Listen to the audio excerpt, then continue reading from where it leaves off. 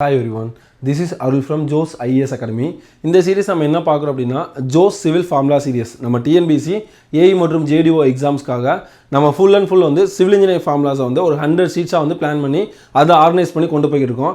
இது நம்ம இன்றைக்கி என்ன பார்க்க போகிறோம்னா 5th ஷீட்ஸ் வந்து பார்க்க போகிறோம். இது வரைக்கும் நீங்கள் இதான் ஃபஸ்ட் ஷீட் பார்க்குறீங்க அப்படின்னா இதுக்கு முன்னாடி உள்ள 4 ஷீட்ஸை வந்து கம்ப்ளீட் பண்ணிவிட்டு ஃபர்தராக நீங்கள் கம்ப்ளீட் பண்ணுங்கள். இதை நோட்டு போட்டு ப்ராப்பராக ஃபாலோ பண்ணிங்கன்னா இதை தாண்டி வேறு எதுவுமே பார்க்க தேவையில்லப்பா. கண்டிப்பாக வாங்க ஃபார்முலா ஷீட்குள்ளே போகலாம். இன்றைக்கி ஜோ சிவில் ஃபார்முலா ஷீட்டில் வந்து 5th ஷீட் பார்க்க போகிறோம். இதில் first formula uniformity of coefficient. இது இன்னும் தெளிவாக இது எக்ஸ்ப்ளனேஷன்லாம் வந்து நம்ம கிளாஸஸ்குள்ளே போகும்போது பார்ப்போம். இப்போ வந்து ஃபார்முலாஸ் மட்டும்தான் அந்த சீரீஸில் பார்க்க போகிறோம். Uniformity of coefficient CU. சிங்கிறது கோஎஃபிஷியன்ட் வச்சுக்கலாம், யூங்கிறது யூனிஃபார்மிட்டி அப்படின்னு வச்சுக்கலாமா. CU அப்படிங்கிறது D60/D10. இந்த டி அப்படின்னா டயமீட்டர் ஆஃப் பார்ட்டிக்கல், டிங்கிறது டயமீட்டர் ஆஃப் பார்ட்டிக்கல், 60 அப்படின்னா 60% ஃபைனர் அப்படிங்கிறது, 10 அப்படின்னா எஃபெக்டிவ் கிரைன் சொல்லலாம், இல்லாட்ட வந்து 10% ஃபைனராக இருக்கும். ஓகேவா, டிங்கிறது டயமீட்டர், இந்த 60 10 அப்படிங்கிறது வந்து எவ்வளோ பர்சன்டேஜ் ஃபைனர் அப்படிங்கிறத மீன் பண்ணுது, அவ்வளோதான். அப்போ CU = D60/T10. No time, CU = D60/T10. First formula கிளியரா? Second formula coefficient of curvature. Coefficient என்ன மென்ஷன் சி, கர்வேச்சர் அப்படிங்க சிசி அப்படின்னு மென்ஷன் பண்ணுவோமா. அப்போது D30² மேலே ஸ்கொயர் வந்துச்சு, அப்போ கீழே 2 வரணும் அப்படின்னு ஞாபகம் வச்சுக்கலாமா. D60 × D10 simple. First formula என்ன பார்த்தோம்? கோஎஃபிஷியன்ட் ஆஃப் யூனிஃபார்மிட்டி கோஎஃபிஷியன்ட் அப்படிங்கிறது CU அப்படிங்கிறது D60/T10, மேலே அதிகம் கீழே கம்மி. அது இது coefficient of curvature CC = D30². D30² மேலே ஸ்கொயர் இருந்துச்சுன்னா கீழே டிவைட் பண்ண வரணும், 2 வரணும் ஞாபகம் வச்சுக்கோங்க. அப்போ D60 × D10 முடிஞ்சா, 2 ஃபார்முலா முடிஞ்சா. இந்த 3வது 4வது எக்ஸாம் பாயிண்ட் ஆஃப் வியூவில் கேட்ட ஃபார்மேட் அப்படிங்கிறதுனால நான் ஸ்டேட்மெண்ட்டாக கொடுத்துருக்கேன். ஒரு வெல் கிரேடட் கிராவல் அப்படின்னா அதோட CU ரேஞ்ச், அதாவது கோஎஃபிஷியன்ட் ஆஃப் யூனிஃபார்மிட்டி, அதோட ரேஞ்ச் எவ்வளோ இருக்குன்னா >4 இருக்கணும். எவ்வளோ இருக்கணும்? >4. அப்போ கோஎஃபிஷியன்ட் ஆஃப் கர்வேச்சர் 1 to 3 இருக்கலாம். கோஎஃபிஷியன்ட் ஆஃப் கர்வேச்சர் 1 to 3 இருக்கலாம். அது இது வெல் கிரேடட் சாண்ட் அப்படின்னு சொன்னால் அதில் வந்து யூனிஃபார்மிட்டி கோஎஃபிஷியன்ட் ஆஃப் யூனிஃபார்மிட்டி எவ்வளோ இருக்கணும்? >6 இருக்கணும். நார்மலாக கிராவலுக்கு வந்து >4 இருக்கணும், சாண்டுக்கு >6 இருக்கணும். இது ரெண்டுக்குமே சிசி வந்துன்னா 1 to 3 வந்து இருக்கணும். இந்த 4 பாயிண்ட் ஓகேவா. 5வது relative density or density index. No time, relative density or density index ID. No time, relative density or density index ID = Emax minus E natural / Emax minus E minimum × 100%. எல்லாமே void ratio பொறுத்து தான். Relative density or density index based on void ratio. இது based on void ratio கொடுத்தாங்க. Maximum void ratio minus natural void ratio / maximum void ratio minus minimum void ratio × 100%. Emax minus E natural / Emax minus E minimum × 100. இந்த 5 formula கூட revise பண்ணலாமா? First என்னது? Uniformity coefficient CU = D60/T10. ரெண்டாவது coefficient of curvature CC = D30² D60 × D10. Third fourth என்னது? Well graded sand. Well graded கிராவலுக்கு CU value இருக்கணும் >4 இருக்கணும், அதே சாண்டுக்கு >6 இருக்கணும். ரெண்டுக்குமே CC வந்து 1 to 3 இருக்கலாம். முடிஞ்சா. ஃபிஃப்த் என்னது? Relative density or density index ID = இது பேஸ்ட் ஆன் வாய்ட் ரேஷியோ வச்சு கொடுத்தாங்கன்னா Emax minus E natural / Emax minus E minimum × 100. 5 formulas முடிஞ்சா. 6th ஃபார்முலா, இது ஒரு டைம் கேட்ட POQ கொஸ்டின். இந்த பர்பஸ் ஆஃப் ID, அது relative density or density index is எதை ரெப்ரசன்ட் பண்ணுது அப்படின்னு சொன்னால் அது வந்து looseness and denseness of soil வந்து லூசஸாக இருக்கா அல்லது டென்சஸாக இருக்கா அப்படிங்கிறத டினோட் பண்ணுது. கொஸ்டின்ஸ் எப்படி கேட்டாங்கன்னா இந்த purpose of ID is dash அப்படின்னு கொடுத்துட்டு இது ஆப்ஷன்ஸில் கொடுத்துருந்தாங்க. அதனாலுமே இந்த பாயிண்ட்ஸை நோட் பண்ணியிருக்கேன். ரொம்ப இம்பார்ட்டண்டான பாயிண்ட்டு. ஐடியோட வேல்யூ ரிலேட்டிவ் டென்சிட்டியோட வேல்யூ அதிகமாக ஆக அந்த சாயில் டென்ஸாக இருக்கும், இருக்கிற தன்மையுடையதாக இருக்கும்.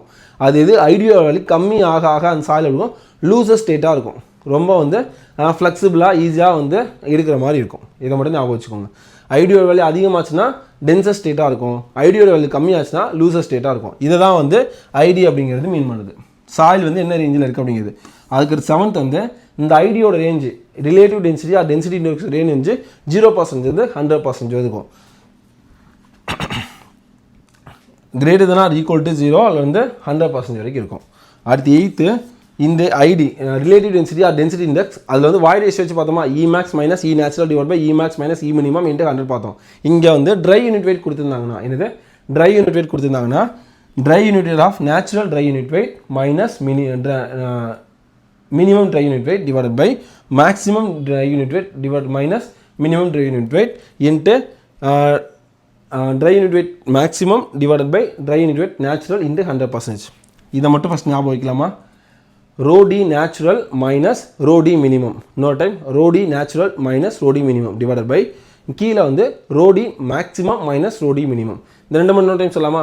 rho d natural minus rho d minimum divided by rho d maximum minus rho d minimum.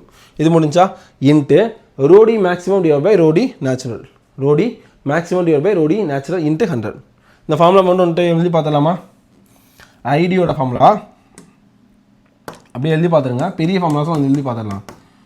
rho d natural minus rho d minimum divided by rho d maximum minus rho d minimum into rho d maximum divided by rho d natural into 100%. அது இது E வச்சு கேட்கும் போது E max minus E natural E max minus E minimum into 100%. இந்த ரெண்டு ஃபார்முலாவுமே ஞாபகம் வச்சுக்கோங்க. ஐடியோட range எப்படி இருக்கும்? அதிகமாச்சு அப்படின்னா ஐடிங்கிறது லூசர் ஸ்டேட்டாக டென்சர் ஸ்டேட்டாக கண்டுபிடிக்கிறது தான். ஐடி அதிகமாச்சுன்னா டென்சர்ட்டாக இருக்கும், கம்மியாச்சுன்னா லூசர் ஸ்டேட்டாக இருக்கும். அடுத்து 9th shear strength is 0 at liquid state. இதுவுமே ஸ்டேட்மெண்ட்டாக கேட்ட கொஸ்டின் தான். சியர் ஸ்ட்ரென்த் வந்து எப்பயுமே லிக்விட் ஸ்டேட்டில் எப்படி இருக்கும்? 0வாக இருக்கும். வேறு எதுவுமே இல்லை. சியர் ஸ்ட்ரென்த்னா என்ன? ஷியர்னா உராய்வு, ஃப்ரிக்ஷனால் ஏற்பட உராய்வு அப்படின்னு சொல்லலாமா? ஃப்ரிக்ஷன் ஃபோர்ஸ் வந்து ஃப்ரிக்ஷன் அந்த உராய்வுனால தான் வந்து சியர் ஃபோர்ஸ் வந்து ஏற்படுது. அதான் சியர் ஃபோர்ஸ். சியர் ஃபோர்ஸ்னால் என்ன அப்படின்னா அந்த ஃப்ரிக்ஷன் வந்து பார்ட்டிகல்ஸ் இருக்குது, பார்ட்டிகல்ஸு நிறையா பார்ட்டிகல்ஸ் இருக்குது. அப்போ அந்த பார்ட்டிகல்ஸை காம்பேக்ட் பண்ணுறோம் அப்படிங்கிற பட்சத்தில் அப்படி எக்ஸாம்பிளுக்காக சொல்கிறேன். அது என்ன ஆகும்? ஒன்றோட ஒன்று ஃப்ரிக்ஷன் ஆகும். அப்போது சியர் ஃபோர்ஸ் வந்து எப்படி இருக்குன்னு நம்ம கண்டுபிடிக்க முடியும். அதே இது அந்த பார்ட்டிகளில் ஃபுல்லாகவே வாட்டர் ஃபில் ஆகிடுச்சு. அப்போ நம்ம காம்பேக்ட் பண்ண என்ன ஆகும்? அது ப்ரெஸ் ஆகுமே தவிர ஃப்ரிக்ஷன் ஃபோர்ஸ் வந்து ரியாக்ட் ஆகாது. அதனால தான் சொல்கிறாங்க சியர் ஸ்ட்ரென்த் வந்து tau is 0 at liquid state. Liquid ஸ்டேட்டில் வாட்டர் ஃபுல்லாக இருக்கிறதுனால நம்ம வந்து அந்த பார்ட்டிகல்ஸ் கடையில் வந்து ஃப்ரிக்ஷன் ஃபோர்ஸ் வந்து நடக்காது. இதான் சிம்பிளாக புரியுதுக்காக நான் சொல்கிறேன். அதனால சியர் ஸ்ட்ரென்த் வந்து எப்படி இருக்கும்? இப்போ வர மேக்ஸிமம் கொஸ்டின்ஸில் அப்ளிகேஷன் பாயிண்ட் ஆஃப் வியூவில் தான் இருக்குது. அதனால் அந்த பேஸ்டான கொஸ்டின்ஸுமே இதில் நான் கவர் பண்ணிவிடுவேன். சியர் ஸ்ட்ரென்த் வந்து tau is 0 at liquid state. அதை மட்டும் ஞாபகம் வச்சுக்கோங்க. ஓகேவா? சியர் ஸ்ட்ரென்த்தோட ஃபார்முலா என்ன? சியர் ஸ்ட்ரென்த்தோட formula tau equal to C plus sigma dash tan pi. No time C plus sigma dash tan pi. C அப்படிங்கிறது cohesion, sigma dash அப்படிங்கிறது effective stress, pi அப்படிங்கிறது internal friction. I mean இங்கே angle of friction அப்படிங்கிறது. ஓகேவா? shear strength formula dou F equal to C plus sigma dash tan pi. Tau அப்படிங்கிறது shear strength, சிங்கிறது cohesion, sigma அப்படிங்கிறது effective stress, அதுக்கப்புறம் phi அப்படிங்கிறது friction, angle of friction. ஓகேவா? இந்த ஃபார்முலாஸ் அப்படியே ரிவைஸ் பண்ணிடலாமா? 5th ஃபார்முலாவில் ஃபஸ்ட் ஃபார்முலா பார்த்தோம் coefficient of uniformity CU equal to D60 divide by D10. ரெண்டாவது formula coefficient of curvature D30 the whole square into divided by D60 into D10. அதுக்கப்புறம் third fourth வந்து well graded gravel, well graded sand. அதில் கிராவலுக்கு CU greater than 4, இங்கே சாண்டுக்கு CU greater than 6. ரெண்டுக்குமே CC என்னது 1 to 3 தான் இருக்கும். 5 என்னது relative density or density index. 5 என்னது relative density or density index ID கொடுத்து இ வாய்ட் ரேஷியோ பேஸ் பண்ணி கேட்டாங்க. E max minus e natural divide by e max minus e minimum into 100. அதே 6th வந்து இந்த பர்பஸ் ஆஃப் ஐடி. ஐடி எதுக்காகனா ஒரு soil வந்து லூசர் ஸ்டேட்டாக இருக்கா இல்லை டென்சர் ஸ்டேட்டாக இங்கே கண்டுபிடிக்கிறதுக்காக தான். ஐடியோட வழி அதிகமாக போச்சு அப்படின்னா டென்சர் ஸ்டேட் இருக்குன தன்மையோட இதாக இருக்கும். ஐடியோட வழி கம்மியாச்சு அப்படின்னா லூசர் ஸ்டேட், அது வந்து ரொம்ப வந்து ஃப்ளெக்சிபிளாக இருக்கிற மாதிரி இருக்கும். ஐடியோட ரேஞ்ச் என்ன? 0 to 100%. அதுக்கடுத்து அந்த ID relative density or density index வந்து நமக்கு ட்ரை யூனிட் வெயிட் வச்சு கேட்டாங்கன்னா dry unit weight of natural minus dry unit weight of minimum divided by dry unit weight of maximum minus dry unit of minimum into dry unit weight of maximum divide by dry unit of natural into 100. முடிஞ்சா?